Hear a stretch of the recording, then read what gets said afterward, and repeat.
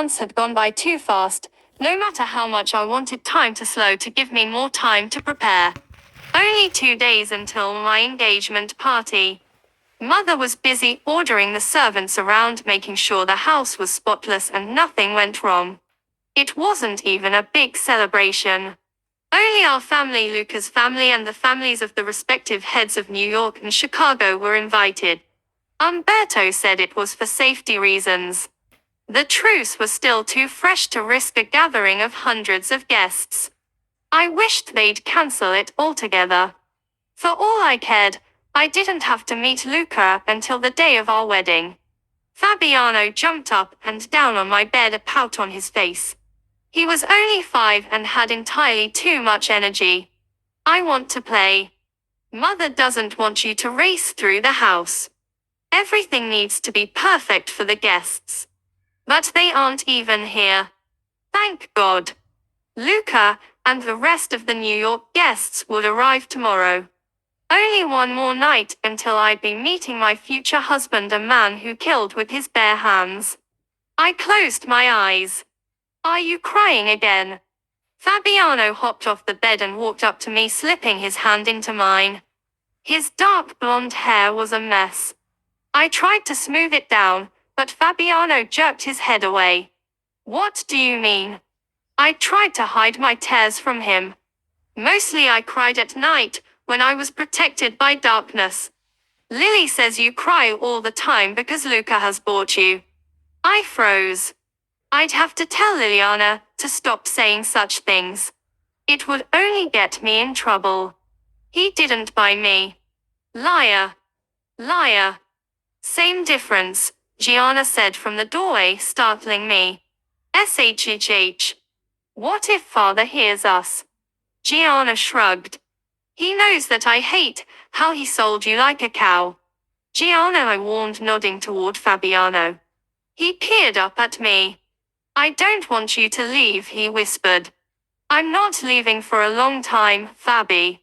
He seemed satisfied with my answer, and the worry disappeared from his face and was replaced by his up-to-no-good expression.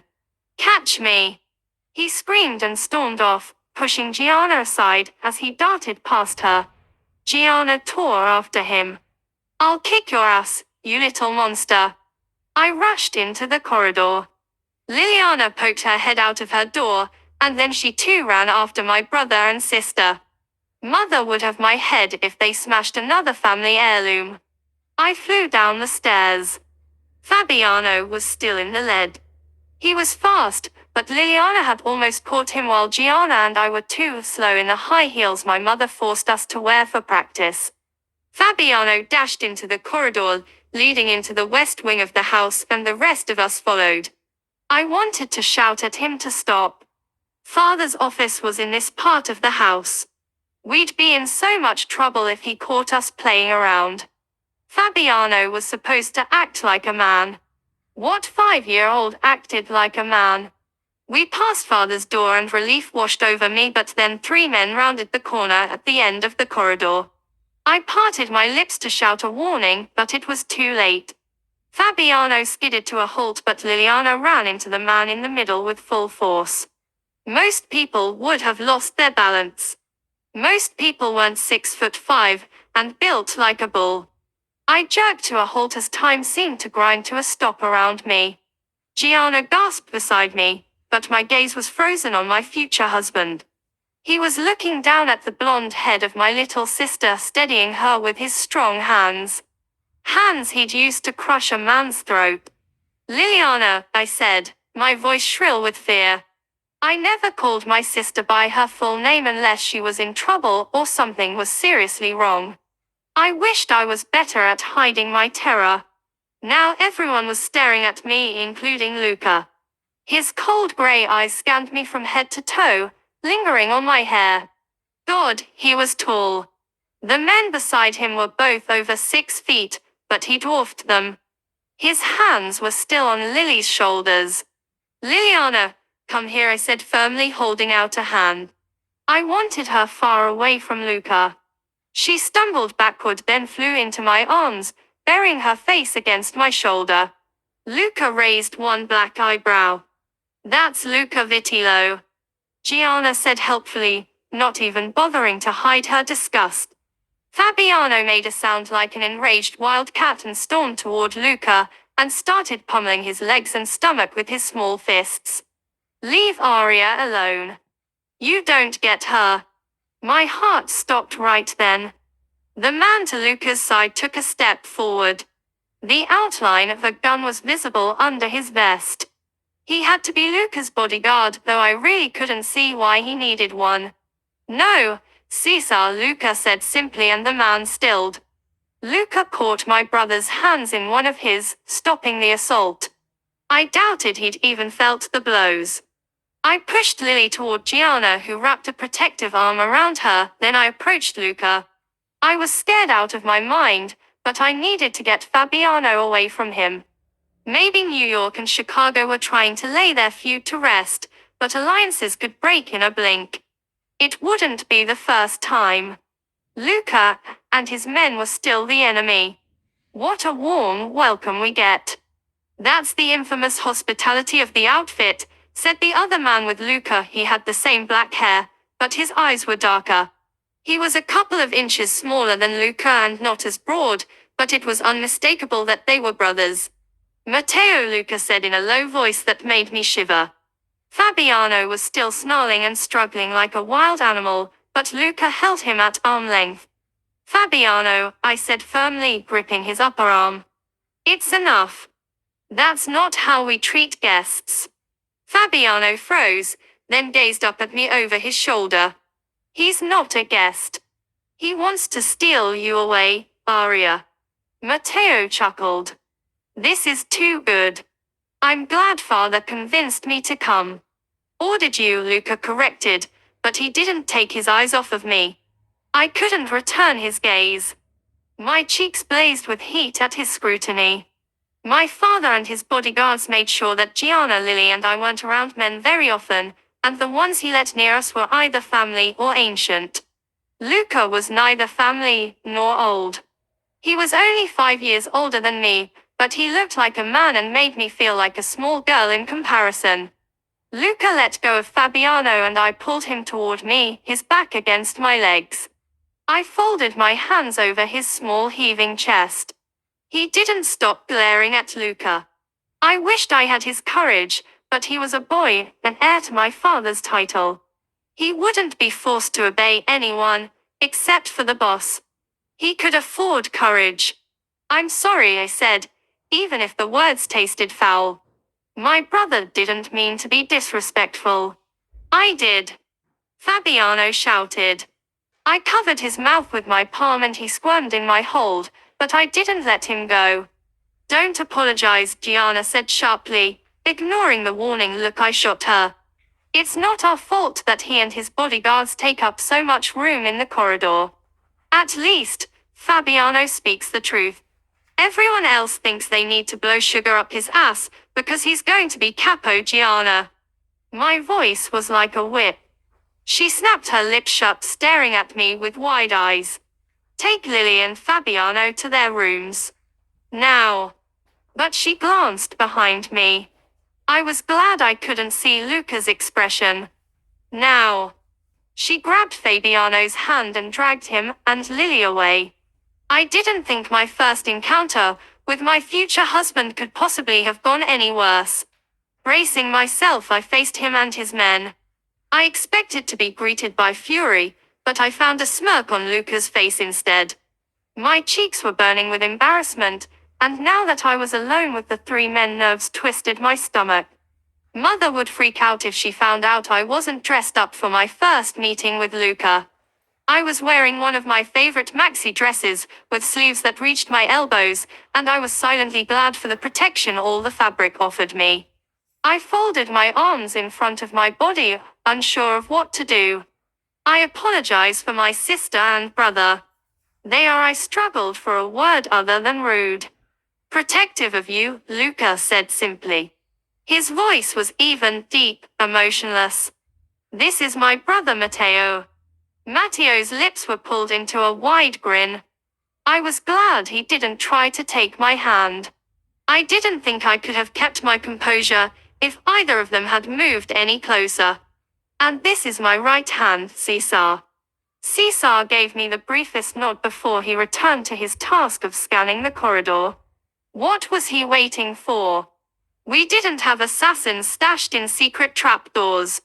I focused on Luca's chin and hoped it appeared as if I was actually looking at his eyes. I took a step back. I should go to my siblings. Luca had a knowing expression on his face, but I didn't care if he saw how uncomfortable, how scared he made me. Not waiting for him to excuse me, he wasn't my husband nor my fiancé, yet I turned and quickly walked off, proud that I hadn't given in to the urge to run. Asterisk, asterisk, asterisk, mother tugged at the dress father had chosen for the occasion. For the meat show, as Gianna called it. No matter how much mother tugged though, the dress didn't get any longer. I stared at myself in the mirror uncertainly. I'd never worn anything that revealing. The black dress was clinging to my button waist and ended at my upper thighs. The top was a glittery golden bustier with black jewel straps. I can't wear that, mother. Mother met my gaze in the mirror. Her hair was pinned up, it was a few shades darker than mine. She was wearing a floor-length, elegant dress. I wished I was allowed something that modest. You look like a woman, she whispered. I cringed. I look like a hooker. Hookers can't afford a dress like that. Father's mistress had clothes that cost more than some people spent on a car. Mother put her hands on my waist. You have a wasp waist, and the dress makes your legs look very long. I'm sure Luca will appreciate it. I stared down at my cleavage. I had small breasts, even the push-up effect of the bustier couldn't change that. I was a 15-year-old dressed up to look like a woman. Here. Mother handed me 5-inch black heels. Maybe I'd reach Luca's chin when I wore them. I slipped into them. Mother forced her fake smile onto her face and smoothed down my long hair. Hold your head high. For Cavallaro called you the most beautiful woman of Chicago. Show Luca and his entourage that you are more beautiful than any women in New York too. After all, Luca's knows almost all of them. The way she said it, I was sure she'd read the articles about Luca's conquests as well, or maybe father had told her something.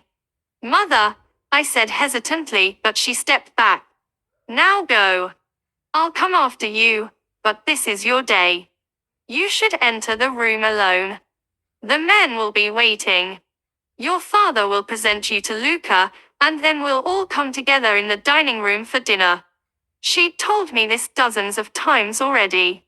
For a moment, I wanted to take her hand and beg her to accompany me. Instead, I turned and walked out of my room. I was glad that my mother had forced me to wear heels in the last few weeks. When I arrived in front of the door to the fireplace lounge on the first floor in the West Wing, my heart was beating in my throat. I wished Gianna was at my side, but mother was probably warning her to behave right now. I had to go through this alone. Nobody was supposed to steal the show from the bride-to-be.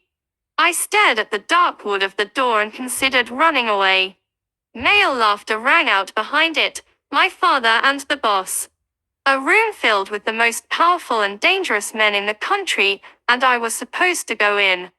A lamb alone with wolves. I shook my head. I needed to stop thinking like that. I'd made them wait too long already. I gripped the handle and pressed down. I slipped in, not yet looking at anyone as I closed the door.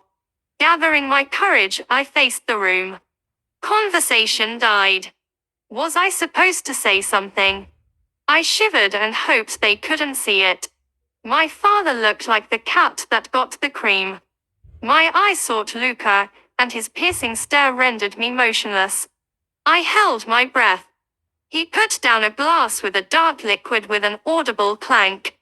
If nobody said something soon, I'd flee the room. I quickly scanned the faces of the gathered men. From New York there were Matteo Luca and Salvatore Vitillo, and 2 bodyguards, Cesar and a young man I didn't know. From the Chicago outfit there were my father, For Cavallaro, and his son, the future head Dante Cavallaro, as well as Umberto and my cousin Raphael, whom I hated with the fiery passion of 1,000 suns. And off to the side stood poor Fabiano, who had to wear a black suit like everyone else. I could see that he wanted to run toward me to seek solace, but he knew what father would say to that. Father finally moved toward me, put a hand on my back and led me toward the gathered men, like a lamb toward slaughter. The only man who looked positively bored out of his mind was Dante Cavallaro. He had only eyes for his scotch. Our family had attended the funeral of his wife 2 months ago. A widower in his 30s. I would have felt pity for him if he didn't scare me senseless almost as much as Luca scared me. Of course, father steered me straight toward my future husband with a challenging expression, as if he expected Luca to fall on his knees from a. Going from his expression, Luca might as well have been staring at a rock. His grey eyes were hard and cold as they focused on my father. This is my daughter, Aria. Apparently, Luca hadn't mentioned our embarrassing encounter. Cavallaro spoke up. I didn't promise too much, did I? I wished the ground would open and swallow me whole.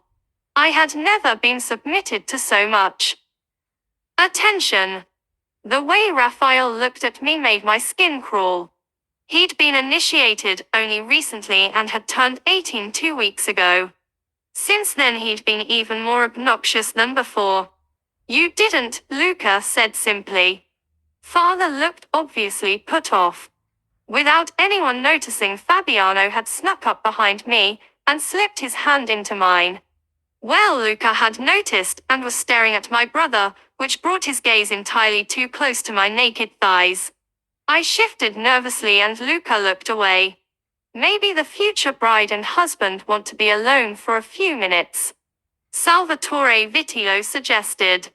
My eyes jerked in his direction and I didn't manage to hide my shock fast enough. Luca had noticed, but he didn't seem to care. My father smiled and turned to leave. I couldn't believe it. Should I stay? Umberto asked. I gave him a quick smile, which disappeared when my father shook his head. Give them a few minutes alone, he said. Salvatore Vitilo actually winked at Luca. They all filed out until only Luca, Fabiano and I were left. Fabiano, came my father's sharp voice. Get out of there now. Fabiano reluctantly let go of my hand and left, but not before sending Luca the deadliest look a 5-year-old could manage. Luca's lips quirked. Then the door closed and we were alone. What had Luca's father's wink meant? I peeked up at Luca. I had been right. With my high heels, the top of my head graced his chin. He looked out of the window. He didn't spare me a single glance. Dressing me up like a hooker didn't make Luca any more interested in me. Why would he be? I'd seen the women he dated in New York. They would have filled out the bustier better. Did you choose the dress? I jumped, startled that he'd spoken. His voice was deep and calm. Was he ever anything but? No, I admitted. My father did. Luca's jaw twitched. I couldn't read him, and it was making me increasingly nervous. He reached into the inside of his jacket, and for a ridiculous second I actually thought he was pulling a gun on me. Instead, he held a black box in his hand. He turned toward me, and I stared intently at his black shirt. Black shirt, black tie, black jacket. Black like his soul. This was a moment millions of women dreamed of, but I felt cold when Luca opened the box. Inside sat a white gold ring with a big diamond in the center sandwiched between 2 marginally smaller diamonds. I didn't move. Luca held out his hand when the awkwardness between us reached its peak.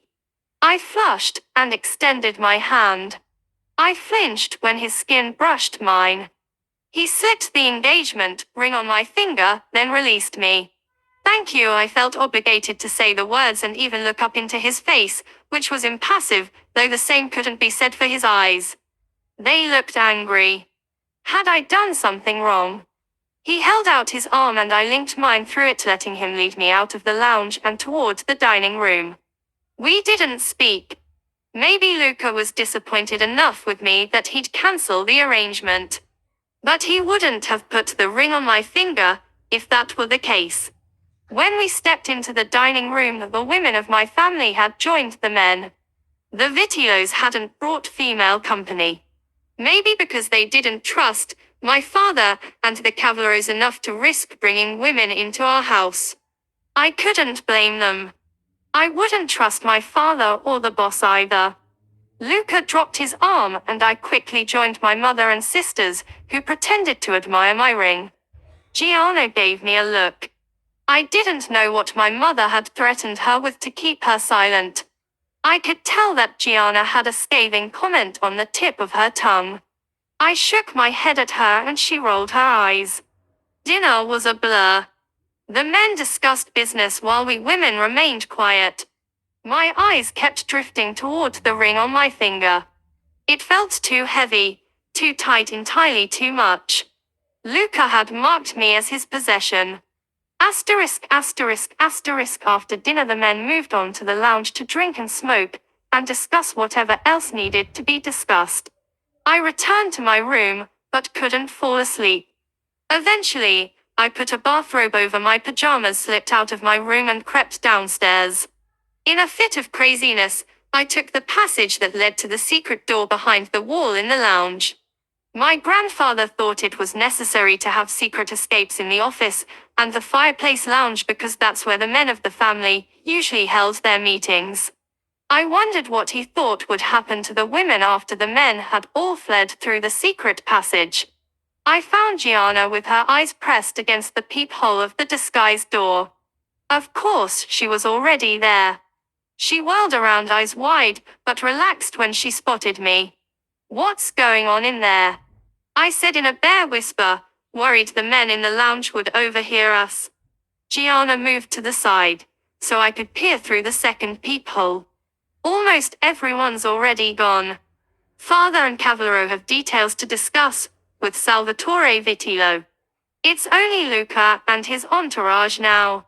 I squinted through the hole, which gave me a perfect view of the chairs crowded around the fireplace. Luca leaned against the marble ledge of the fireplace, legs casually crossed, a glass of scotch in his hand.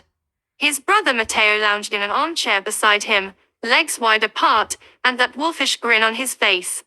Cesar and the second bodyguard they'd called Romero during dinner sat in the other armchairs. Romero looked to be the same age of Matteo, so around 18. Barely men by society's standard, but not in our world. "It could have been worse," Matteo said, grinning. He might not have looked quite as deadly as Luca, but something in his eyes told me he was only able to hide it better. "She could have been ugly. But holy fuck, your little fiancé is an apparition. That dress. That body. That hair and face." Matteo whistled. It seemed as if he was provoking his brother on purpose. "She's a child," Luca said dismissively. Indignation rose in me, but I knew I should be glad that he didn't look at me like a man looked at a woman. "She didn't look like a child to me," Matteo said, then clucked his tongue. He nudged the older man, Cesar. "What do you say? Is Luca blind?" Cesar shrugged with a careful glance at Luca. I didn't look at her closely. "What about you, Romero? You got functioning eyes in your head." Romero looked up, then quickly looked back down to his drink. Matteo threw his head back and laughed. "Fuck, Luca, did you tell your men you'd cut their dicks off if they looked at that girl? You aren't even married to her." "She's mine," Luca said quietly, sending a chill down my back with his voice, not to mention his eyes. He looked at Matteo, who shook his head. "For the next 3 years, you'll be in New York and she will be here. You can't always keep an eye on her, or do you intend to threaten every man in the outfit? You can't cut off all of their dicks. Maybe Scudery knows of a few eunuchs who can keep watch over her." "I'll do what I have to," Luca said, swirling the drink in his glass. "Cesar, find the two idiots who are supposed to guard Arya. The way my name rolled off his tongue made me shiver. I didn't even know I had two guards now. Umberto had always protected me and my sisters. Cesar left immediately and returned 10 minutes later with Umberto and Raphael. Both looked but hurt that they'd been summoned like dogs by someone from New York. Father was a step behind them. What's the meaning of this? Father asked. I want to have a word with the men you chose to protect what's mine. Gianna huffed beside me, but I pinched her. Nobody could know we were listening in on this conversation. Father would throw a fit if we revealed the position of his secret door. They are good soldiers, both of them. Raphael is Arya's cousin and Umberto has worked for me for almost 2 decades. I'd like to decide for myself if I trust them, Luca said. I held my breath. That was as close to an insult as he could get without actually insulting my father openly. Father's lips thinned, but he gave a curt nod. He remained in the room. Luca stepped up to Umberto. I hear you are good with the knife. The best, father interjected. A muscle in Luca's jaw twitched. Not as good as your brother, as rumor has it, Umberto said with a nod toward Matteo, who flashed him a sharp grin. But better than any other man in our territory, Umberto admitted eventually. Are you married? Umberto nodded. For 21 years. That's a long time, Matteo said. Arya must look awfully delicious in comparison to your old wife. I stifled a gasp. Umberto's hand twitched and inched towards the holster around his waist. Everyone saw it. Father watched like a hawk but didn't interfere. Umberto cleared his throat. I've known Arya since her birth. She is a child. She won't be a child for much longer, Luca said. She will always be a child in my eyes. And I'm faithful to my wife. Umberto glared at Matteo. If you insult my wife again, I'll ask your father for permission to challenge you in a knife fight to defend her honor, and I'll kill you. This would end badly. Matteo inclined his head. You could try. He bared his white teeth. But you would not succeed. Luca crossed his arms, then gave a nod. I think you are a good choice, Umberto. Umberto stepped back, but kept his gaze fixed on Matteo, who ignored him. Luca's eyes settled on Raphael, and he dropped whatever civility had cloaked the monster within until that point. He moved so close to Raphael that my cousin had to tilt his head back to return the stare. Raphael tried to keep his expression arrogant and self-confident, but he looked like a Chihuahua pup trying to impress a Bengal tiger. Luca, and he might as well have been 2 different species. He's family. Are you honestly going to accuse him of having an interest in my daughter? I saw how you looked at Arya, Luca said, never taking his eyes off of Raphael. Like a juicy peach you wanted to pluck, Matteo threw in, enjoying this entirely too much. Raphael's eyes darted toward my father, looking for help. Don't deny it. I know want when I see it. And you want Arya, Luca growled. Raphael didn't deny it. If I find out you are looking at her like that again. If I find out you are in a room alone with her. If I find out you touch as much as her hand, I will kill you. Raphael flushed red. You aren't a member of the outfit. Nobody would tell you anything even if I raped her. I could break her in for you. God, Raphael, shut your mouth. Couldn't he see murder in Luca's eyes? Maybe I'll even film it for you. Before I could even blink, Luca had thrown Raphael to the ground and dug a knee into his spine. One of my cousins' arms twisted back. Raphael struggled and cursed, but Luca held him fast. One of his hands gripped Raphael's wrist while he reached under his vest, with the other pulling out a knife. My legs turned weak. Leave now, I told Gianna in a whisper. She didn't listen. Look away, Arya. But I couldn't. Father would surely stop Luca. But Father's expression was disgusted as he stared down at Raphael. Luca's eyes sought Father's gaze. Raphael wasn't his soldier. This wasn't even his territory. Honor demanded he got permission from the consigliere, and when my father gave a nod, he brought the knife down and cut Raphael's pinky off.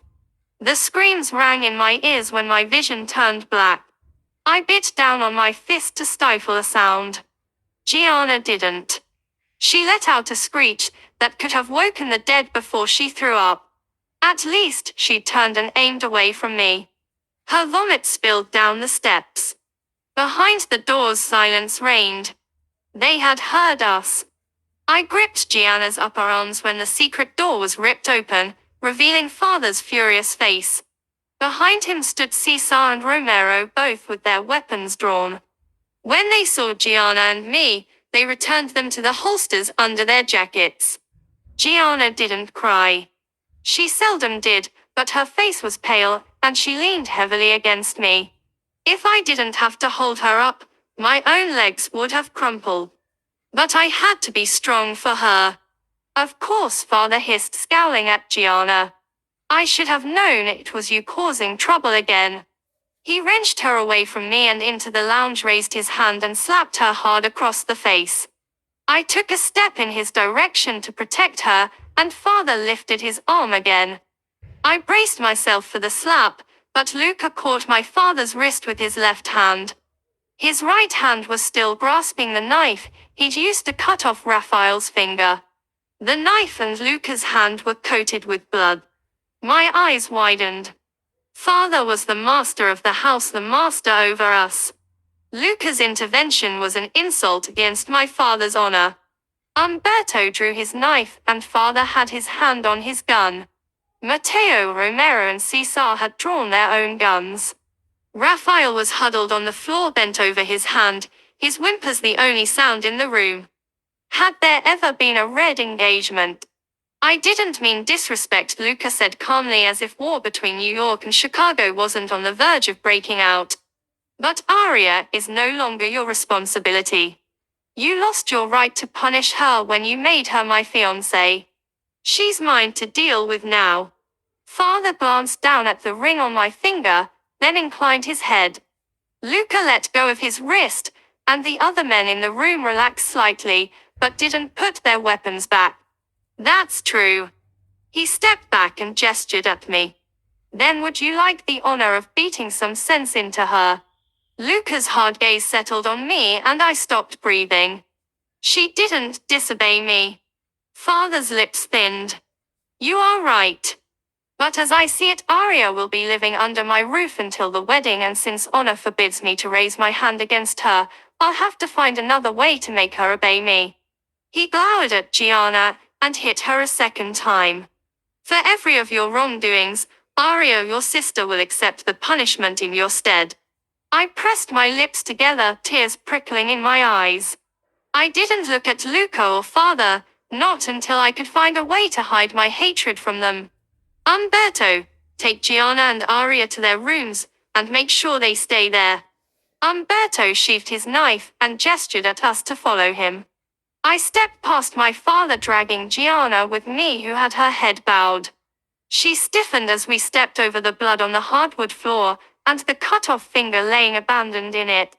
My eyes darted to Raphael, who was clutching his wound to still the bleeding. His hands, his shirt and pants were covered with blood. Gianna retched as if she was going to throw up again. No, I said firmly. Look at me. She drew her eyes away from the blood and met my gaze. There were tears in her eyes, and her lower lip had a cut that was dripping blood on her chin and her nightgown. My hand on hers tightened. I'm here for you. Our locked eyes seemed her only anchor as Umberto led us out of the room. Women, my father said in a scoffing tone. They can't even bear the sight of a bit of blood. I could practically feel Luca's eyes boring into my back before the door closed. Gianna wiped her bleeding lip as we hurried after Umberto through the corridor and up the stairs. I hate him, she muttered. I hate them all. Sure. I didn't want her to talk like that in front of Umberto. He cared for us, but he was my father's soldier through and through. He stopped me when I wanted to follow Gianna into her room. I didn't want her to be alone tonight. And I didn't want to be alone either. You heard what your father said. I glared at Umberto. I need to help Gianna with her lip. Umberto shook his head. It's nothing. You two in a room together always bodes trouble. Do you think it's wise to irk your father any more tonight? Umberto closed Gianna's door and gently pushed me in the direction of my room next to hers. I stepped in, then turned to him. A room full of grown men watches a man beat a helpless girl. That's the famous courage of made men. Your future husband stopped your father from hitting me, not Gianna. Umberto smiled like I was a stupid child. Luca might rule over New York, but this is Chicago, and your father is consigliere. You admire Luca, I said incredulously. You watched him cut off Raphael's finger and you admire him. Your cousin is lucky the vice didn't cut off something else. Luca did what every man would have done. Maybe every man in our world. Umberto patted my head like I was an adorable kitten. Go to sleep. Will you be guarding my door all night to make sure I don't sneak out again? I said challengingly. Better get used to it. Now that Luca's put a ring on your finger, he'll make sure you're always guarded. I slammed the door shut. Guarded. Even from afar, Luca would be controlling my life. I'd thought my life would go on as it used to until the wedding, but how could it when everyone knew what the ring on my finger meant? Raphael's pinky was a signal, a warning. Luca had made his claim on me and would enforce it cold-bloodedly. I didn't extinguish the lights that night, worried the darkness would bring back images of blood and cut-off limbs. They came anyway. Chapter